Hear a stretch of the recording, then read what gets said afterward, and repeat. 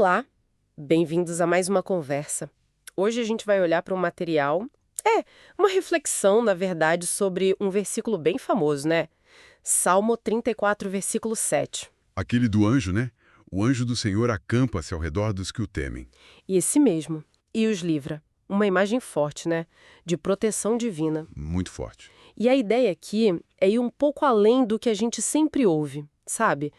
O material que a gente está usando provoca a gente a entender melhor o que é esse tal de temor genuíno a Deus que o Salmo menciona. Vamos investigar isso. Acho ótimo, porque, como a própria reflexão aponta, existe um risco, né? Disso virar só um jargão religioso. Uma frase bonita, mas vazia no dia a dia. Exato. E o texto critica um pouco essa fé meio superficial, né? Tipo uma autoajuda, que até alivia na hora, mas não vai na raiz. Não mexe com a nossa relação com Deus de verdade. Perfeito. Então, voltando ao versículo. O anjo do Senhor acampa-se ao redor dos que o temem e os livra. O material diz que Davi escreveu isso num aperto danado. Que aperto era esse? Ah, era uma situação, assim, de vida ou morte mesmo. Davi estava fugindo do rei Saul, né? E o irônico é que ele foi buscar refúgio justamente com o inimigo declarado, Aquis, o rei de Gate. Nossa. Com o inimigo. Exato. E lá em 1 Samuel 21, que o material cita, a coisa fica tensa. Davi fica com tanto medo de ser reconhecido e morto ali mesmo, que ele se finge de louco. Como assim, louco? O texto descreve ele babando, riscando as portas, tipo uma atuação desesperada para convencer Aquis de que ele não era uma ameaça, era só um maluco inofensivo. Imagina um nível de desespero. Uau. Que cena! É difícil até imaginar e pensar que foi dessa experiência, desse fundo do poço, onde ele escapou por um triz, fingindo loucura, que saiu essa poesia sobre anjos acampados ao redor.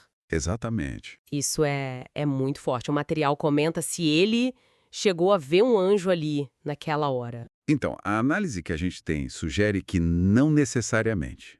Não foi uma visão, tipo, literal de um anjo. A convicção do Davi veio depois, sabe? Foi da interpretação que ele deu para a própria sobrevivência. Ah, entendi. Ele já tinha desde cedo essa consciência da presença de Deus. Então, para ele escapar daquela cilada, mesmo usando a própria esperteza, só podia ser uma coisa: livramento divino. A grande sacada foi como ele leu a situação. Entendi. Não foi sorte, não foi só astúcia dele. Para ele, não. Era Deus agindo ali, mesmo que de forma invisível. E o texto até entra um pouco na complexidade da expressão anjo do Senhor no Antigo Testamento, né? Uhum. Que às vezes parece um anjo, mensageiro mesmo, mas outras vezes parece ser uma manifestação do próprio Deus. Alguns até veem como Cristo pré-encarnado. É uma dinâmica um pouco diferente, claro, do que a gente vê depois com Cristo e o Espírito Santo no Novo Testamento. Interessante essa nuance.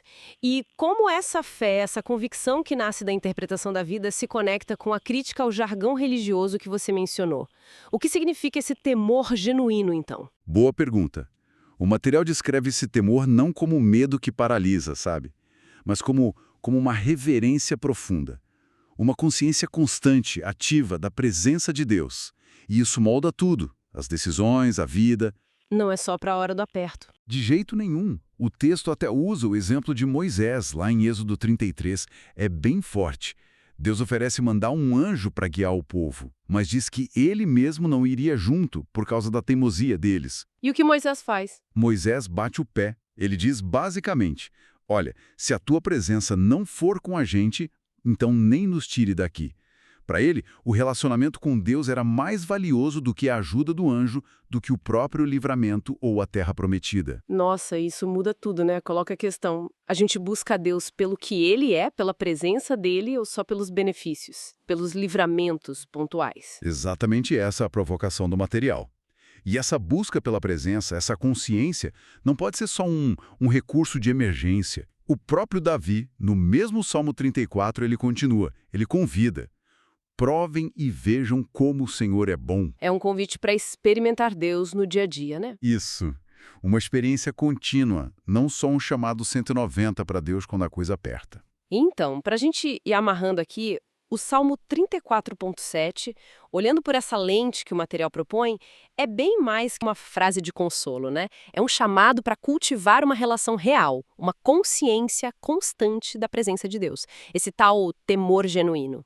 Sim, um temor que não é medo, mas é reverência, é viver sabendo que ele está perto, e isso muda como a gente encara tudo, os momentos bons e os ruins. E qual a reflexão final que o texto deixa para a gente pensar? É uma pergunta bem introspectiva, na verdade. O ponto não é questionar se Deus ou seus anjos estão por perto para ajudar. A fonte afirma que sim, Deus é onipresente, seu cuidado existe. A questão vira para nós. Será que nós realmente queremos essa companhia constante?